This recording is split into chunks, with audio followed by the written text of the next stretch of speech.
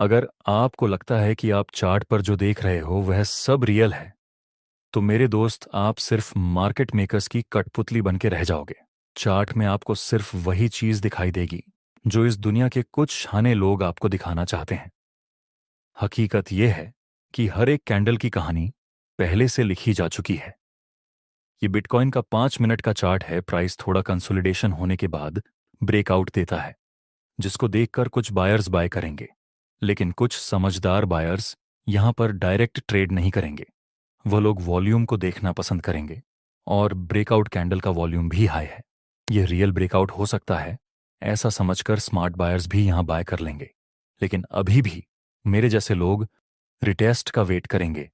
Next retest मिला, साथ में बुलिश कैंडल का सिग्नल। दोस्तों, अब हमें बाय कर लेना चाहिए। लेकिन अफसोस, मार्केट यहीं से उल्टी डायरेक्शन में चल पड़ता है। ये चीज हमें काफी फ्रस्ट्रेटेड करती है ना? अब आप पूरी ध्यान से मार्केट को देख रहे हैं।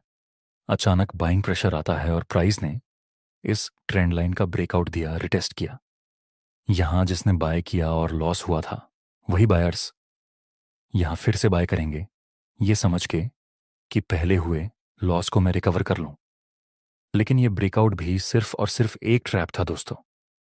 क्या आपको अभी भी लगता है कि चार्ट पर आप जो देख रहे हैं वह सब रियल है? ये जो आपने देखा वह एक टाइप का मार्केट मेकर्स का ट्रैप था, जिसको स्मार्ट मनी की लैंग्वेज में इंड्यूसमेंट बोलते हैं, और प्राइस एक्शन की लैंग्वेज में फेक ब्रेकआउट। अगर आप इस वीडियो को बिना स्किप किए पूरा देखते हैं, तो मैं गारंटी के साथ बोल सकता हूं कि इस वीडियो को देखने के बाद आप मार्केट मेकर्स के ट्रैप को आइडेंटिफाई करना सीख जाएंगे। मार्केट मेकर्स वह होते हैं जो एक्चुअल में डिसाइड करते हैं कि अगली कैंडल ग्रीन बनेगी या फिर रेड। यही लोग मार्केट में ट्रैप बिछाते हैं। लेकिन सवाल यह आता है कि मार्केट मेकर्स ट्रैप क्यों करते हैं? जवाब सिंपल है, इन लोगों को लिक्विडिटी चाहिए होती है। अक्सर जहां पर लिक्विडिटी कम होती है, वहां पर इंड्यूसमेंट होने की संभावना रहती है। अगर आपको 500 करोड़ के शेयर्स खरीदने हैं, तो सामने 500 करोड़ के शेयर्स कोई बेचने वाला भी होना चाहिए, तभी आप खरीद पाएंगे। लेकिन आपको 500 करोड़ के शेयर्स खरीदने हैं और सामने 500 करोड़ के शेयर्स को बेचने वाला कोई अवेलेबल नहीं है, तब तो आपका काम नहीं होगा। आप जिस भी इंस्ट्रूमेंट में ट्रेड करते हैं, वहां पर इजीली बायर्स और सेलर्स मिल जाते हैं, तो उसे हम लिक्विड मार्केट कहते हैं। लेकिन अगर आपको आसानी से बायर्स या सेलर्स नहीं मिलते, तो उसे हम लोग इलिक्विड मार्केट कहते हैं। बस ऐसा ही स्मार्ट मनी के साथ होता है। अगर आज आपको कोई भी शेयर्स को बाय या फिर सेल करना होता है, तो आप तो आसानी से बाय सेल कर पाते हैं, क्योंकि आपका अमाउंट स्मॉल होता है। लेकिन स्मार्ट मनी करोड़ों में डील करते हैं। उनका ऑर्डर आसानी से फल नहीं होता, उनको आसानी से लिक्विडिटी नहीं मिलती, जिस वजह से वे लोग इंड्यूसमेंट का यूज करके लिक्विडिटी जनरेट करते हैं। मान लीजिए कि यहां पर स्मार्ट मनी को 500 करोड़ के शेयर्स सेल करने हैं, लेकिन अगर उसे सेल करना है तो कोई खरीदने वाला भी चाहिए। प्रॉब्लम यह है कि सभी लोगों को सेल करना है, कोई भी रिटेलर यहां पर बाय नहीं करना चाहता।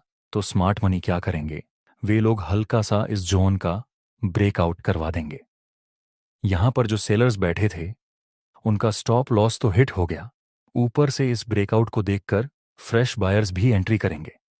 जैसे ही मार्केट में बायर्स इन्वॉल्व होने लगेंगे, तुरंत स्मार्ट मनी अपना 500 करोड़ का ऑन ऑर्डर एग्जीक्यूट कर देंगे सेल साइड।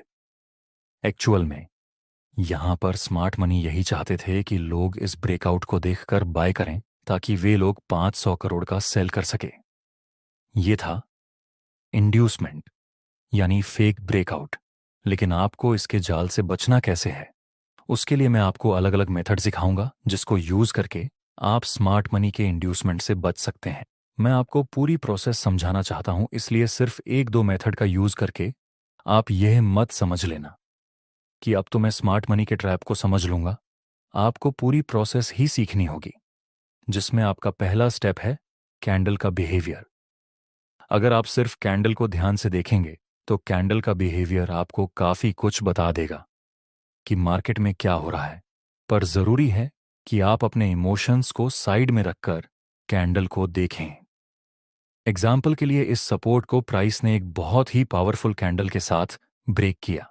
अब जितने भी रिटेलर इस कैंडल को देख रहे होंगे, उनके दिमाग में सिर्फ और सिर्फ एक ख्याल आएगा कि इतनी पावरफुल कैंडल से ब्रेकडाउन मिला है तो प्राइस हमें दूसरी बार एंट्री करने का मौका नहीं देगा, हम जल्दी ही सेल कर लेते हैं। और एक्चुअल में यही स्मार्ट मनी का गेम होता है। क्या आपको लगता है कि इतनी बड़ी रेड कैंडल सिर्फ और सिर्फ रिटेलर क्रिएट कर सकते हैं? नहीं, ऐसी बड़ी कैंडल स्मार्ट मनी ही क्रिएट कर सकते हैं। स्मार्ट मनी इंड्यूसमेंट करने के लिए दो चीज़ों का यूज करते हैं, डर और फोमो। नेक्स्ट मार्केट यहीं से रिवर्स हो गया। दोस्तों, कुछ टाइम के लिए हम जो सीख रहे हैं, आप वह सब भूल जाइए। आप सिर्फ इतना मुझे बताइए कि अगर आपने यहां पर सेल किया होता तो आप कहां पर स्टॉप लॉस रखते? आप यहां पर रखते, यहीं पर एनालिसिस के हिसाब से स्टॉप लॉस बनता है। क्या आपकी कैपेसिटी है कि सिर्फ एक ट्रेड में आप सिर्फ इतना बड़ा स्टॉप लॉस ले सके? नहीं। जब आपका स्टॉप लॉस बड़ा होता है तब प्राइस थोड़ा सा ही आपकी डायरेक्शन के अगेंस्ट आएगा तो वहां डर के मारे आप एग्जिट कर लेंगे। तो अब आपको क्या करना है? जब भी आपको ऐसी बड़ी स्ट्रांग कैंडल दिखे तो आप इमीडिएट ट्रेड मत करें, आप थोड़ा रिटेस्ट हो जाने का वेट करें। इसी टाइप की एक दूसरी कैंडल बनती। इस ब्रेकआउट को देखिए। जिस कैंडल से ब्रेकआउट मिला उसमें ऊपर विक बहुत ही ज्यादा है, लेकिन दोस्तों, जब यह कैंडल बन रही होती है तब हमें एक इल्यूजन होता है कि प्राइस जिस हिसाब से अपर साइड मूव कर रहा है, आगे पक्का एक फास्ट और बड़ा मूव मिल सकता है। लेकिन जैसे ही कैंडल क्लोज होती है, प्राइस वीक बना देता है। ये स्ट्रॉन्ग साइन है इंड्यूसमेंट का या फिर फेक ब्रेकआउट का, क्योंकि स्टार्टिंग में बाइंग प्रेशर आया था, लेकिन कैंडल क्लोज होने से पहले ये पूरा बाइंग प्रेशर ऑब्जर्व हो गया था।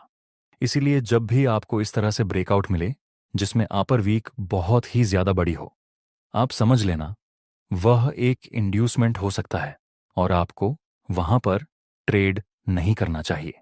इस तरह से इस ब्रेकडाउन में ब्रेकडाउन कैंडल की लोअर वीक काफी बड़ी थी जब यह कैंडल की फॉर्मेशन हो रही होती है। तो यहां भी एक इल्यूजन हमें होता है कि आगे से प्राइस बहुत ही तेजी से नीचे गिर जाएगा, लेकिन कैंडल क्लोज होने से पहले प्राइस काफी बड़ी लोअर वीक बना देता है।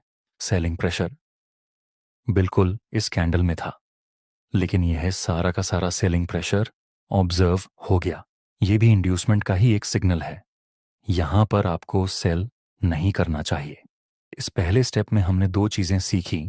पहली कि अगर ज्यादा बड़ी कैंडल से ब्रेकआउट या फिर ब्रेकडाउन मिले तो वहां पर हमें रिटेस्ट का वेट करना है। दूसरा, ब्रेकआउट कैंडल की अपर वीक लंबी नहीं होनी चाहिए और ब्रेकडाउन कैंडल की लोअर वीक ज्यादा लंबी नहीं होनी चाहिए।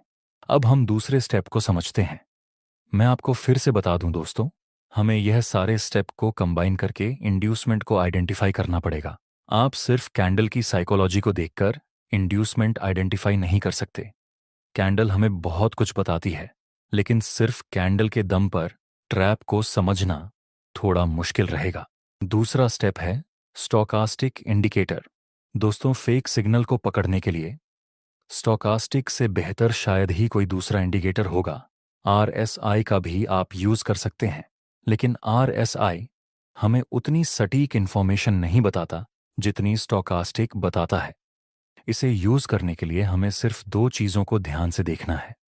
फर्स्ट, जब स्टोकास्टिक की यह दोनों लाइन 20 लेवल के नीचे हों तब प्राइस ओवरसोल्ड माना जाता है, और जब भी स्टोकास्टिक की ये लाइन 80 लेवल के ऊपर हो तब प्राइस को ओवरबॉट माना जाता है। अगर हमें ऐसी जगह पर सिग्नल मिले जहां पर स्टोचास्टिक की लाइन 20 के नीचे है तो उस ब्रेकडाउन में हमें ट्रेड नहीं करना है।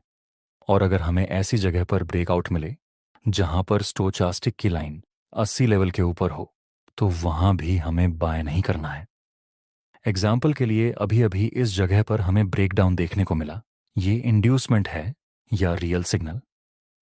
इसको चेक करने के लिए हम स्टोकास्टिक इंडिकेटर को यूज करेंगे।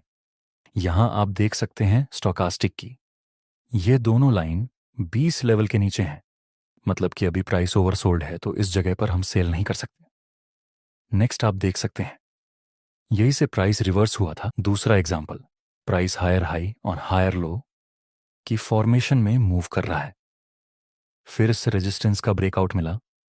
यहां इस कैंडल को देखिए, स्ट्रांग बुलिश कैंडल दिख रही है, लेकिन आगे मैंने आपको सिखाया है हो सकता है कि यह एक इल्यूजन हो सकता है रिटेलर को ट्रैप करने के लिए ऐसी बड़ी कैंडल की फॉर्मेशन मार्केट मेकर्स ने की हो। अगर हम सिर्फ चार्ट की साइकोलॉजी को समझते हैं, अगर आपने यहां पर बाय किया होता तो अभी मार्केट सिर्फ 2 ही कैंडल में यहां तक पहुंच गया। तो क्या आप यहां पर अपना प्रॉफिट बुकिंग नहीं करेंगे? डेफिनेटली आप यहां पर प्रॉफिट बुकिंग करेंगे। इसी तरह दूसरे लोगों ने भी यहां पर बाय किया होंगे, वह भी प्रॉफिट बुकिंग करेंगे। और बायर्स प्रॉफिट बुकिंग करेंगे तो मार्केट करेक्शन तो कर ही सकता है। हम सिर्फ कैंडल और चार्ट की साइकोलॉजी को देखकर भी ट्रैप को आइडेंटिफाई कर सकते हैं। चलिए देखते हैं स्टोकास्टिक यहां पर क्या शो कर रहा है। दोस्तों, स्टोकास्टिक की लाइन 80 लेवल के ऊपर है, मतलब फिलहाल अभी प्राइस ओवरबॉट जोन में मूव कर रहा है। कैंडल का बिहेवियर और चार्ट रीडिंग से हमें अंदाजा हो रहा है कि यह एक इंड्यूसमेंट हो सकता है। और स्टोकास्टिक इंडिकेटर भी अभी हमें बाय करने का सिग्नल नहीं दे रहा। इसलिए देखते हैं आगे क्या होता है। नेक्स्ट मार्केट यहीं से नीचे चला गया। थर्ड स्टेप इंड्यूसमेंट को आइडेंटिफाई करने का, और वह है वॉल्यूम। दोस्तों, मार्केट मेकर्स कितनी भी कोशिश कर लें वह प्राइस को मैनिपुलेट कर सकते हैं, लेकिन वॉल्यूम को मैनिपुलेट करना थोड़ा टफ रहेगा। क्योंकि जब मार्केट में बड़ा ऑन ऑर्डर पंच होता है तो वॉल्यूम के चार्ट में भी हमें स्पाइक देखने को मिलती है।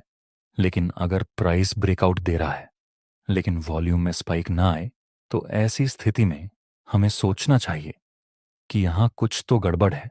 एग्जाम्पल के लिए, इस चार्ट में अभी अभी इस रेजिस्टेंस का ब्रेकआउट मिला है। आप इसके वॉल्यूम को देखिए, यहां ब्रेकआउट कैंडल का वॉल्यूम इंक्रीज नहीं हुआ। अगर बायर्स यहां पर ज्यादा क्वांटिटी में बाय करते तो वॉल्यूम के चार्ट में भी बड़ा स्पाइक आना चाहिए था, लेकिन वॉल्यूम में तो कोई स्पाइक आया नहीं।